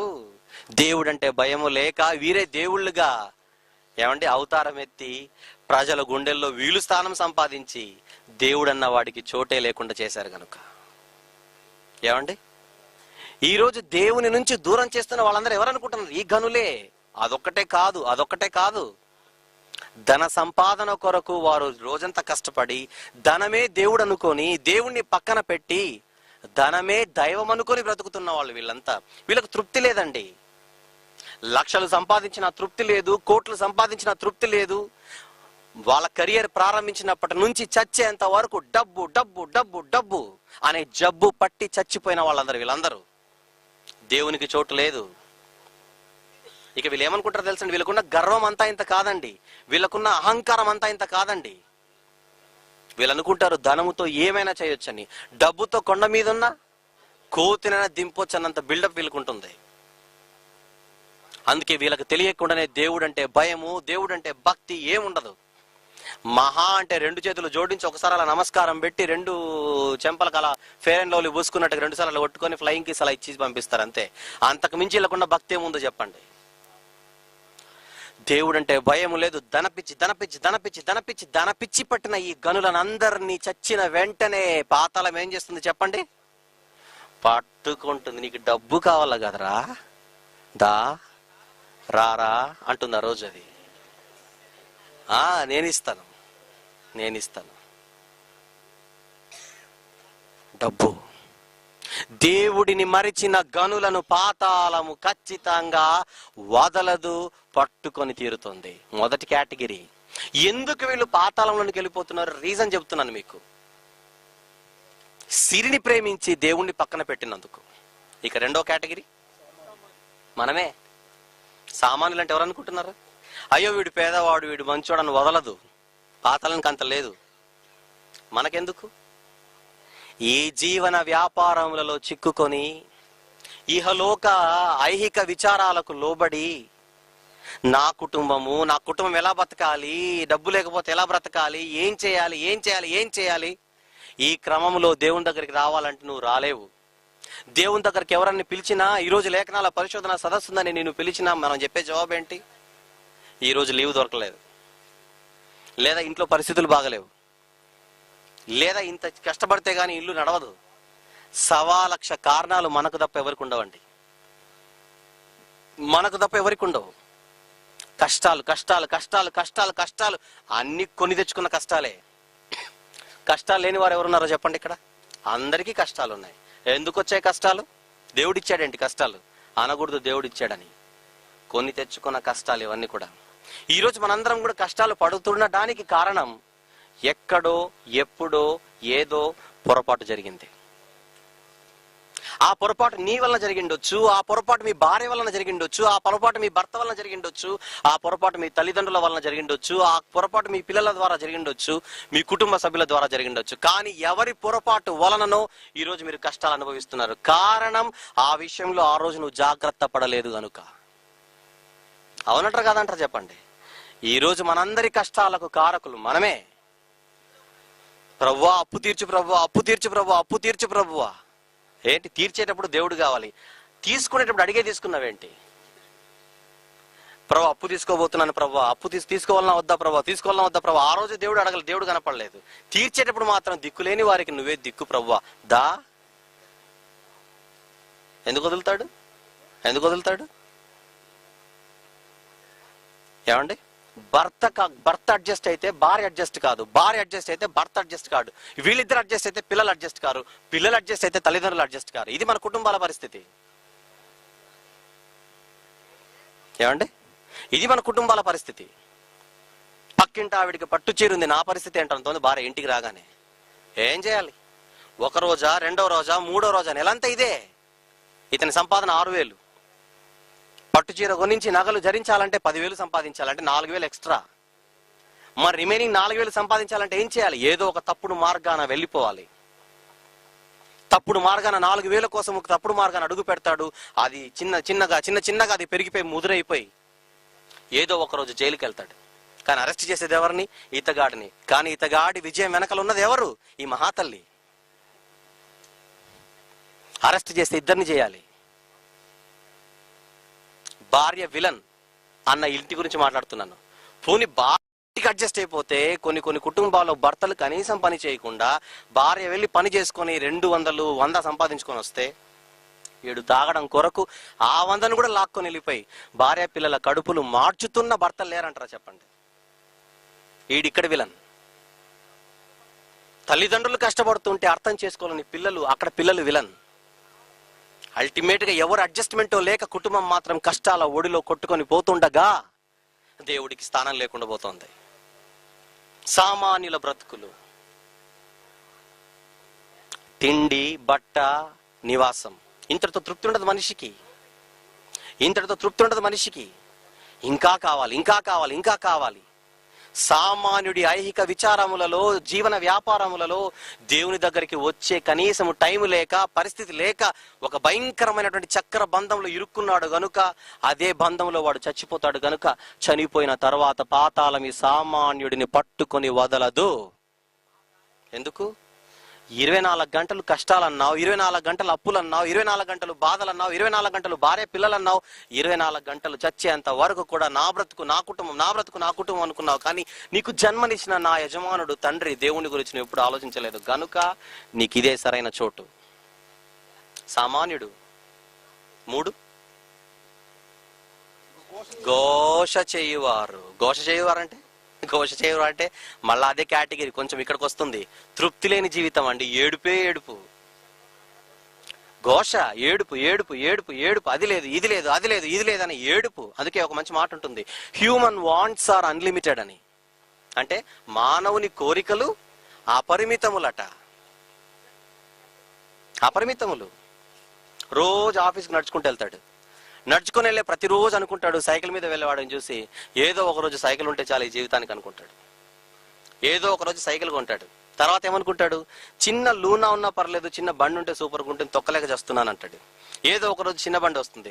చిన్న బండి వచ్చిన తర్వాత ఎంత కొడుతున్నా ఇది వెళ్ళట్లేదు 60 కంటే 50 కంటే, కనీసం గేర్ల బండి చిన్నదైనా పర్లేదు 100 cc 115 cc ఉంటే అని అనుకుంటాడు. చివరికి ఒక చిన్న బండి కొంటాడు. హీరో హోండానో ఏదో పల్సరో కొన్న తర్వాత అనుకుంటాడు, ఎంత స్పీడ్ వెళ్ళినా ఎండకు తట్టుకోలేకపోతున్నా 4 గంటల బండి ఉంటే సూపర్గా ఉంటుంది. అపరిమితములు. తర్వాత కార్, చిన్న కారు నుంచి పెద్ద కారుకు వస్తాడు. పెద్ద కారుకు వచ్చిన తర్వాత వీడి శరీరం ఉంటుంది, ఏం బతుకురా ఏ రోజు రోడ్డు మీద వెళ్తున్నావు, పైన ఒకసారి చూడు విమానం ఎట్లా వెళ్తుందో, ఇది బతుకు. తృప్తి లేని జీవితం. అది లేదు ఇది లేదు ఇది లేదు అది లేదు. ఆళ్ళేళ్ళందరూ కూడా ఘోష చేయువారు. తృప్తి లేదురా, జీవితం అంతా ఏడ్చి వచ్చావు. ఇక్కడ కూడా ఏడు, అంతకంటే పెద్ద ఏడుపు, పండ్లు కొరుకుట. నెక్స్ట్ 4th కేటగిరీ హర్షించువారంటే మీకు చెప్పాల్సిన అవసరం లేదు. ఆట కావాలా, పాట కావాలా, డాన్స్ బేబీ డాన్స్, వీళ్ళందరూ ఎవరు అనుకుంటున్నారు? హర్షించువారు. ఆట పాట డి ఇవన్నీ ఇవే సై. ఎస్పెషల్లీ హైదరాబాద్, సికింద్రాబాద్ లాంటి ప్రాంతాలు ఈ మధ్య ఒక కల్చర్ వచ్చిందండి, పబ్ కల్చర్ అంటారు దాన్ని. అక్కడుండే హైటెక్ సిటీలో పెద్ద పెద్ద కంపెనీలో ఉద్యోగాలు వస్తే ఏమండి, ఒకప్పుడు 5,000 వస్తే మహా పెద్ద విషయం. ఈ రోజు ప్రారంభంలోనే 15,000 నుంచి 20,000 రూపాయల శాలరీస్ వచ్చేస్తున్నాయి. అబ్బాయి కానీ అమ్మాయి కానీ ఎవరికైనా కూడా ఒక సాఫ్ట్వేర్ ఫీల్డ్ అయితే, ఒక మంచి చదువు చదివితే సుమారు 15 నుంచి మొదలవుతుంది వారికి జీతం శాలరీ. అప్పుడు ఇటు ఫోన్ చేసి, డాడీ నాకు 15,000 జీతం వచ్చింది, 20,000 జీతం వచ్చింది, ఏం చేయమంటావు, నీకు ఇవ్వనా అంటే, రే నీ దగ్గర డబ్బు తీసుకొని బ్రతికే కర్మ నాకు పట్టలేదురా, నాకు ఇంకా సత్తా ఉంది, నా భార్య నేను పోషించుకోగలను, నీ పైసల నుంచి చిల్లి గవ్వ నాకు అవసరం లేదు, రూపాయి అవసరం లేదు, నీ కాళ్ళ మీద నువ్వు నిలబడు చాలు అని పెద్ద మనిషి పెద్ద మాట అంటాడు. వీడికి ఇది చాలనుకుంటాడు. ఇంకేముంది, 15,000 ఏం చేయాలి, పెళ్లి లేదు పాడలేదు. అప్పుడు మొదలవుతుంది వీడి అలవాట్లు. ఉన్న డబ్బులు ఎలా ఖర్చు పెట్టాలో తెలియదుగా. అప్పుడు వెళ్తాడు, క్లబ్బులు అంటాడు, పబ్బులు వెళ్తాడు, రాత్రనక పగలనక. ఏమండి, అర్ధరాత్రి మనం 8, 9, 10 దాటితే గ్రామ వాతావరణంలో పల్లెటూరులో ఆల్మోస్ట్ అందరు నిద్రపోతారు. కానీ 12 అయినా పట్ట పగలే వాళ్ళకి.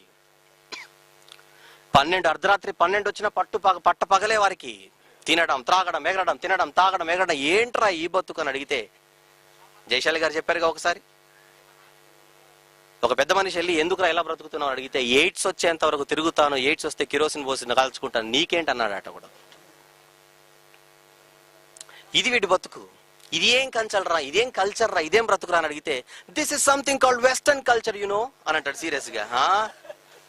Western culture. ఇంకా చెబితే పబ్ కల్చర్ అంటాడు. పబ్ కల్చర్ మన భాషలో గబ్బు కల్చర్, ఆడ స్టైల్ గా పబ్ కల్చర్ అన్నాడు. హర్షించువారు 4వ కేటగిరీ.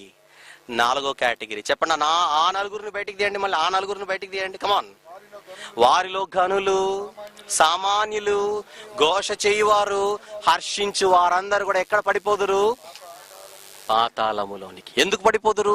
అదనే పాతాళం అనే ఒక ప్రమాదం ఉందని వీడికి తెలియదు కనుక. పాతాళం అనే ప్రమాదం ఉందని ఏ రోజు వీడు ఆలోచించలేదు కనుక. ముగించే ముందు ఒక మంచి మాట చెబుతాను, ఇది చాలా ఇంపార్టెంట్. పాతాళం అంటే ఎవడికి భయం లేదండి, కానీ మనిషి దేనికి భయపడతాడు తెలుసా? దేనికి భయపడిన మనిషి ఒకదానికి భయపడతాడు, దయ్యానికి. పరలోకం కాదు, అంత మనకు భయం లేదు. దేవుడు, పరలోకం మనకు భయం ఏమి ఉండదు. కానీ దయ్యం అంటే మనిషికి చాలా భయం. అమ్మో దయ్యం అంటాడు. కానీ నువ్వు భయపడే దయ్యం, జాగ్రత్తగా నాలందరూ, మనందరము భయపడే దయ్యం దేనికి భయపడుతుందో చూడండి ఒక్కసారి. లూకా సువార్త 8వ అధ్యాయము, లూకా సువార్త 8వ అధ్యాయము 30-31 వచనములు. ఏమండి, లూకా సువార్త 8:30-31. యేసు నీ పేరేమని వానిని అడుగగా, చాలా దయ్యములు వానిలో చొచ్చి ఉండెను గనుక వాడు తన పేరు సేన అని చెప్పి, ఏమండి ఏమంటున్నాడు? పాతాళములోనికి పోవుటకు తమకు ఆజ్ఞాపించవద్దని ఆయనను వేడుకుంటున్నాయి దయ్యాలు. దయ్యాలు ఎవరికి భయపడుతున్నాయి చెప్పండి చూసి? దయ్యాలు ఎవరికి భయపడుతున్నాయి? ప్రభువా, అవసరమైతే పందుల్లో బ్రతుకుతాం ప్రభువా, పాతాళం మాత్రం మాకొద్దు ప్రభువా, పాతాళానికి పంపించొద్దు ప్రభువా, పాతాళం వద్దు ప్రభువా అంటున్నాయి దయ్యాలు. అంటే దయ్యాలకి ఏమంటే భయం చెప్పండి? దయ్యాలు పాతాళానికి భయపడుతున్నాయంటే పాతాళం ఎంత భయంకరంగా ఉంటే భయపడతాయి చెప్పండి. ఆల్రెడీ అవి టేస్ట్ చూసాయి కనుక. పాతాళం ఏంటో టేస్ట్ చూసాయి. ఈ దయ్యాలంటే ఎవరు అనుకుంటున్నారు? చనిపోయిన వాళ్ళు కాదు. ఇవి దేవదూత ఒకప్పుడు ప్రధాన దూతగా ఉండి దయ్యంగా మారిపోయింది. ఆ దూతను ఫాలో అయినటువంటి ఫాలోవర్స్. దేవదూతలు పాపము చేసినప్పుడు నిన్న చదివారు రాత్రి, దేవుడు వాటిని విడిచిపెట్టక కట్టిక చీకటి గల బిలములలోనికి వాటిని బంధించాడు, త్రోసివేశాడు. వీటికి అధినాయకుడు సాతాను, అపవాది. ఒకప్పుడు వీడు ఎక్కడికి వెళ్ళిపోయాడు తెలుసండి?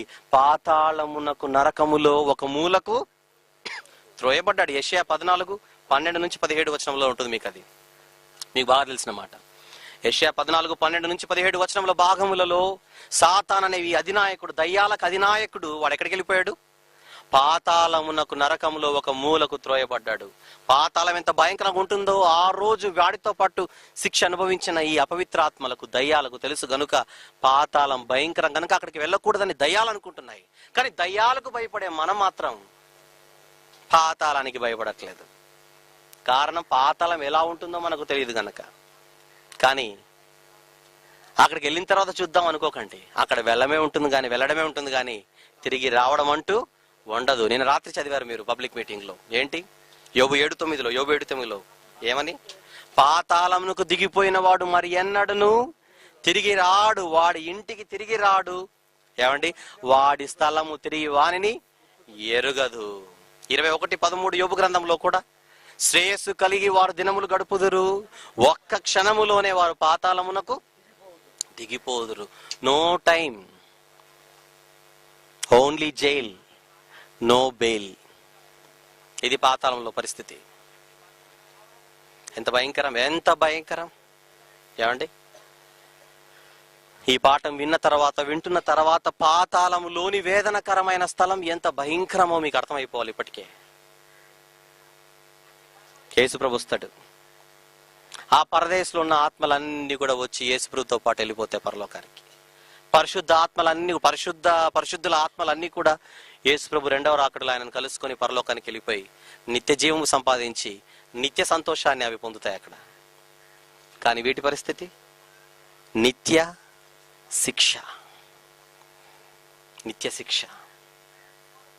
అపవాదికి నీ వాని దూతలకు సిద్ధపరచబడిన నిత్యాగ్నిలోనికి ఇవన్నీ త్రోసివేయబడితే అగాధంలోనికి.